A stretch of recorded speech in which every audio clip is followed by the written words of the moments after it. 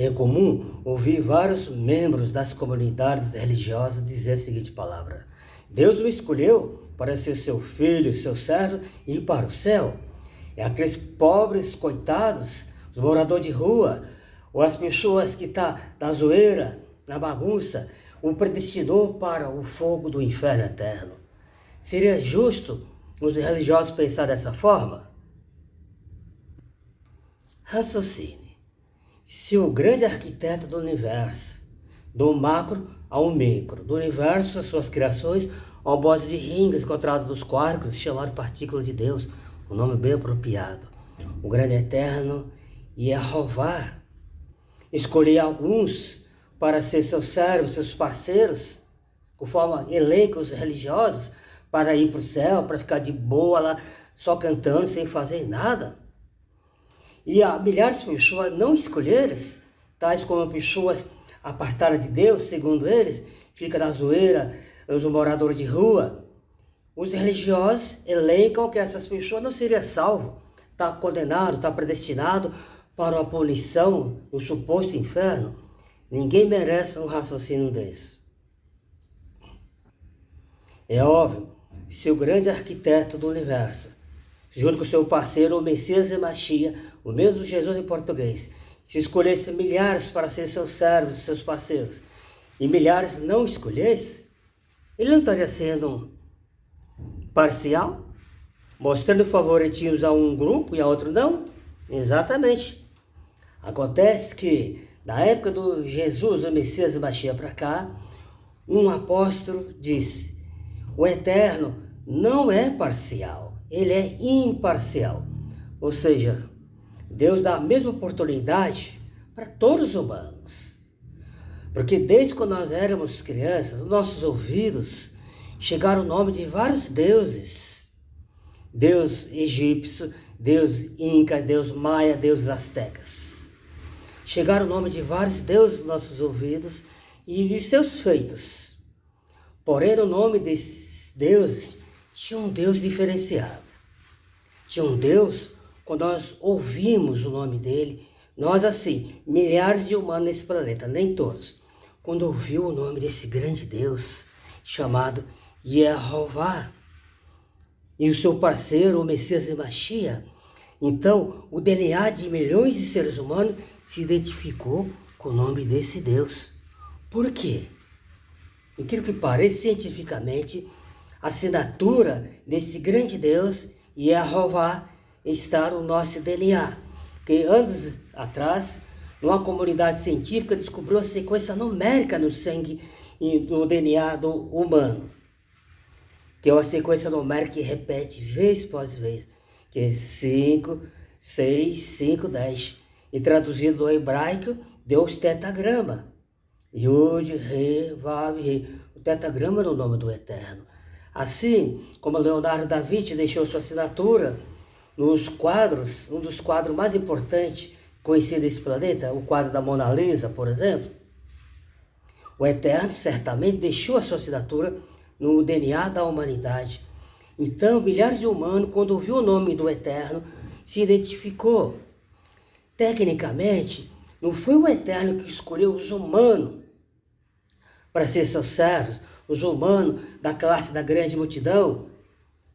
Você me segue e você não me segue. Eu quero você e não quero você. Isso seria injusto. Mas os religiosos acham que sim. Que Deus escolheu alguns para ser seu servo e a outros, predestinou para a suposta tormento eterno, que não existe esse papo de tormento eterno. Incrível que pareça.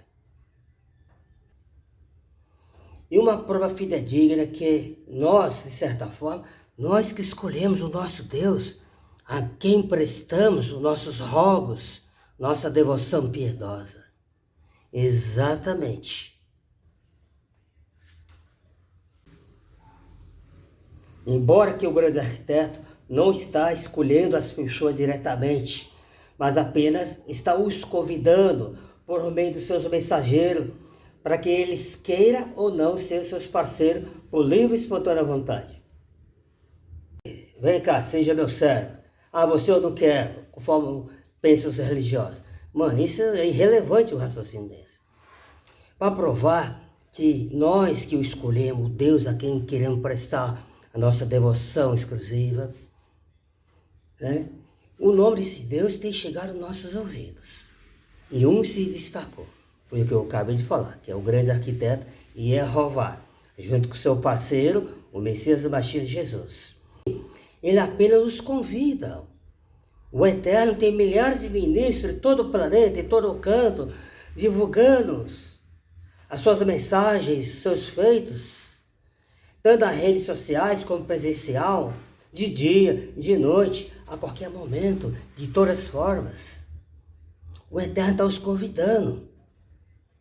Inclusive, o próprio Jesus disse numa ocasião, lá em João 6,44, o próprio Jesus falou o seguinte: ninguém pode vir a mim, a menos que o Pai que me enviou o atraia, que chega até mim, e eu o ajudarei, o salvarei. Assim está escrito em João 6,44. Ou seja, de alguma forma, o grande arquiteto do universo, junto com o seu parceiro, o Messias Mashiach, Jesus em português, embora que a letra J entrou no alfabeto dos 525 anos para cá, Jesus em português, está atraindo as pessoas, não fazendo convites diretos, atraindo, dando-nos a oportunidade de absorver informações e decidir se quer ou não ser seus parceiros, simples assim, não por obrigações, mediante algumas ameaças segundo alguns religiosos, ou serve a ele, ou vai para esse suposto tormento eterno fogo, conforme elenca os religiosos. E de fato, numa ocasião, um sábio disse a seguinte palavra: vinde a Deus e Deus irá a você. Limpa a mão, ó pecador, purifica o coração, ó indeciso. Assim está escrito Tiago 4, o verso 8. Pode ver, lá nesse texto fala, ide a Deus, né? Escolhe o seu Deus, principalmente isso que é o verdadeiro, e ele irá a você. Ele fará uma parceria com você. Depois você vê aí, Tiago 4, 8, isso mesmo.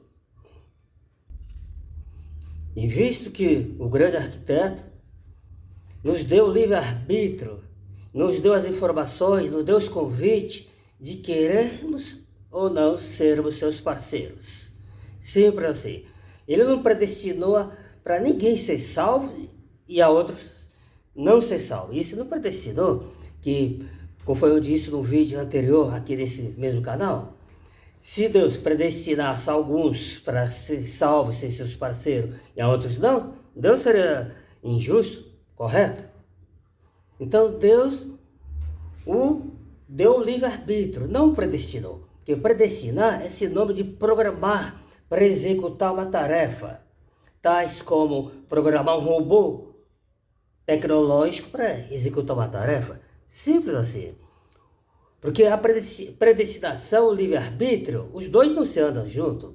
Que se existisse realmente a predestinação, conforme muitos elencam, então o grande arquiteto não precisaria deixar lá a árvore do que é certo, do que é errado, que muitos falam que é o fruto proibido, que é o ponto do livre-arbítrio, até onde Adão poderia chegar ou não, simples assim. Porque simbolicamente, todas as criaturas angélicas, lá na sede da matriz celeste, e nós humanos aqui nesse gigantesco planeta, todos nós, criaturas angélicas e terrestres, temos uma árvore do fruto do que é certo e do que é errado, simbolicamente falando, até onde podemos chegar ou não. Que o Eterno nos proporcionou vida eterna, tanto para as criaturas angélicas como para as criaturas humanas, que desejam ser seus parceiros para ser sobrevivente entre os humanos, pós o grande e último reset, para continuar habitando esse planeta como o reino filial e secundário da sede da matriz celeste, céu e terra debaixo da mesma ADM. E o próprio Messias Mashiach, o mesmo Jesus, ele citou a seguinte palavra, orando o Pai Nosso com a oração que todo o planeta conhece, dizendo: Pai Nosso que está no céu, santificado seja o teu nome, venha o teu reino, a sua ADM, realize tua vontade no céu e também aqui na terra, de lá para cá, porque lá a matriz é sede. Quando ele disse, venha a tua administração, venha o seu governo, nada mais, nada menos, ele só confirmou a profecia de Daniel 2,44, porque lá já falava que no dia dos reis de hoje, do administrador do planeta de hoje, o Deus do céu vai trazer, estabelecer um reinado que jamais será arruinado. Esse reinado não será passado de mão em mão para outros povos, que os reinos da humanidade passam de mão em mão de tempos em tempos, mas o reino messiânico vai vir permanente. De fato, quando Jesus, o Messias, diz a oração do Pai Nosso, Mateus 6:10, venha o teu reino, venha a tua administração, só confirmando Daniel 2,44, que já falava que o reino ia vir. E o desfecho desses dois textos se conclui lá no Apocalipse 11, verso 15, onde João narra, quando o sétimo anjo tocou a sua trombeta, uma grande voz do céu diz, os reinados do mundo voltou para a mão do seu Deus, o seu Cristo, e eles reinarão para sempre. Se o reino do mundo, os reinos, a administração desse gigantesco planeta, se voltou e vai voltar para a mão do Eterno, porque já estava na mão dele no ponto de partida, lá no Éden, antes da queda de Adão, conhecido como Adão, simples assim. É isso mesmo. O Eterno, ele, ou seja, não escolheu ninguém aqui, os da classe da grande multidão. Exceto que teve um pequeno grupo lá no passado, aquele sim foi escolhido. Que Jesus, o Messias, escolheu 12 apóstolos para compor o novo Israel espiritual, não mais terrestre. E cada um dos apóstolos passar a representar simbolicamente uma das 12 tribos de Israel para compor a nova aliança.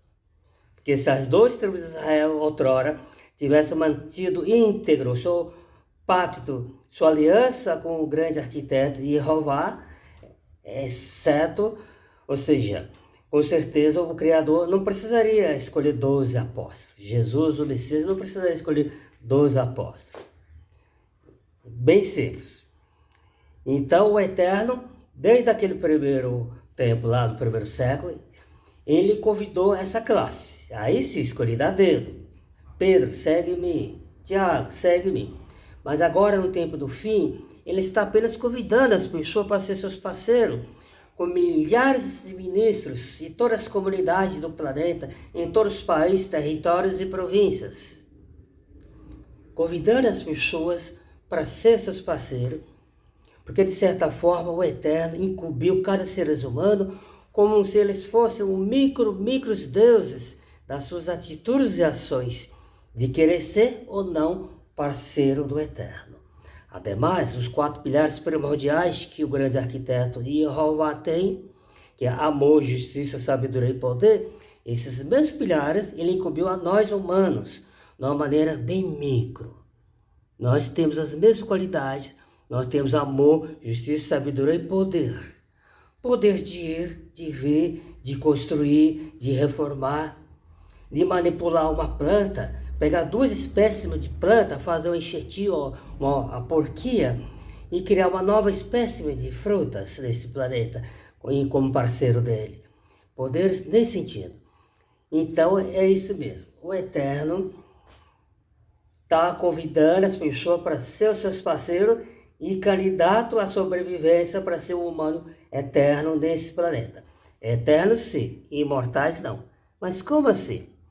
Que muitas pessoas vão passar para raciocinar que a vida eterna para as criaturas angélicas lá no planeta, ou seja, no intra-universo lá da sede celeste, da matriz, os anjos precisam de alimentos espirituais, constantes manutenções, alimentos espirituais, informações espirituais, para manter a eternidade para eles. E aqui nesse planeta, os humanos parceiros que vai ter a chance de ser humanos eternos, sim, imortais não. E para os humanos parceiros do Eterno, sempre vai precisar de manutenção contínua, tanto a manutenção, o alimento espiritual, e o alimento físico, biológico, para manter a eternidade. Isso logo após o grande último reset, dentro do reinado messiânico. Se inicia no primeiro milênio de muitos reinados milenares desse planeta, debaixo do reinado de Jesus. Quem gostou desse vídeo, se inscreve no canal, dá um joinha. Até o próximo vídeo. Fica com Deus.